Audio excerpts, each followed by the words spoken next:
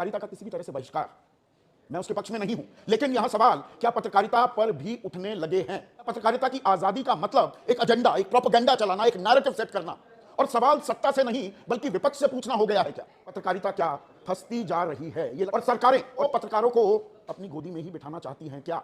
पत्रकारों के बहिष्कार के बाद मीडिया का एक वर्ग रो रहा है, चिल्ला रहा है, छाती पीट रहा है, लेकिन किसी के अंदर इतनी हैसियत नहीं है कि वो मीडिया की सच्चाई पर बात करे, उन 14 एंकरों की समीक्षा करे जिसका बहिष्कार किया गया है। लेकिन अब उसी मीडिया से एक आवाज आई है जो खुलकर इस मुद्दे पर बात करने के लिए तैयार है।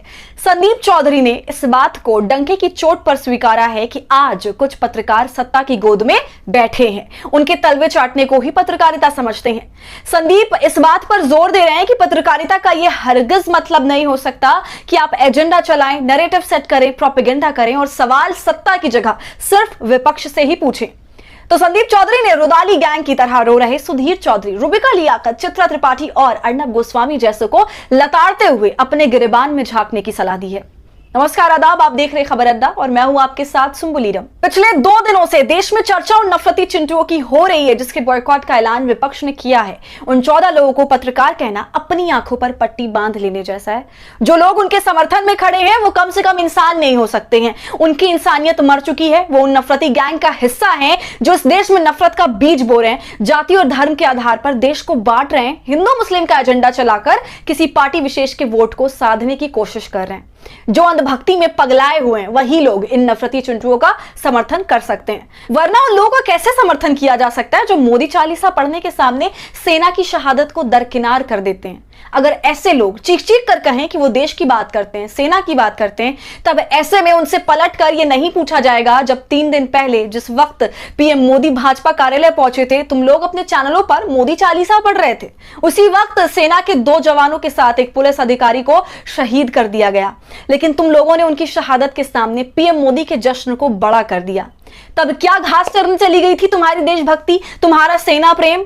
तो नफरती चिंटुओं, तुम लोग कान खोलकर सुन लो, ना तुम्हें देश से प्यार है ना देश की सेना से कोई मतलब है। तुम्हारे लिए देश का मतलब भाजपा है और सेनापति का मतलब नरेंद्र मोदी। तुम्हारा हाल सरकारी कोठे पर नाचने वाले से ज्यादा कुछ भी नहीं है। तुम्हारी हैसियत बस इतनी है कि नाच मेरी बुलबुल, तुम्हें पैसा मिलेगा। और यही वजह है कि संदीप चौधरी कह रहे हैं कि पत्रकारों का बहिष्कार किया जाना गलत है, लेकिन पत्रकारों को अपने अंदर झांक कर देखना चाहिए कि क्या वो पत्रकारिता कर रहे हैं या एजेंडा चला रहे हैं, प्रोपेगेंडा कर रहे हैं और सत्ता के गोद में बैठे हुए हैं। संदीप चौधरी ने जिस तरह से रुदाली गैंग पर बात करने की हिम्मत दिखाई है वो काबिले तारीफ है। यही फर्क है संदीप चौधरी और सुधीर चौधरी में। संदीप चौधरी ने हिम्मत दिखाई है उस मुद्दे पर बात करने की जिसे अभिव्यक्ति की आजादी के नाम पर, लोकतंत्र के चौथे खंबे को कुचल दिए जाने के नाम पर पर्दा डाला जा रहा था। उस पर संदीप चौधरी कहते हैं कि गलती पत्रकारों की भी है, क्योंकि पत्रकार अब पत्रकार नहीं रहे बल्कि नफरती चिंटू बन गए हैं, एजेंडाबाज बन गए हैं, प्रोपेगेंडाबाजी करना इनका पेशा हो गया है और ये लोग सत्ता की गोद में बैठकर खुद को गोदी मीडिया कहलाने में फख्र महसूस करते हैं। संदीप चौधरी कहते हैं कि ऐसे हालात में मीडिया को अपने अंदर झांकने की, अपनी समीक्षा करने की जरूरत है। तो जिस तरह से संदीप चौधरी ने रुदाली गैंग बनकर रो रहे नफरती चिंटुओं को आईना दिखाया है, उस पर आप क्या सोच रहे हैं हमें कमेंट कर जरूर बताएं। और हमारी फ्री जर्नलिज्म को आपके सपोर्ट की जरूरत है, वो तभी होगा जब आप जितना ज्यादा थैंक्स बटन का इस्तेमाल करेंगे और इससे हमारी हौसला अफजाई करेंगे। साथ ही अगर अब तक आपने हमारे चैनल खबर अड्डा को यूट्यूब पर सब्सक्राइब नहीं किया है तो इसे अभी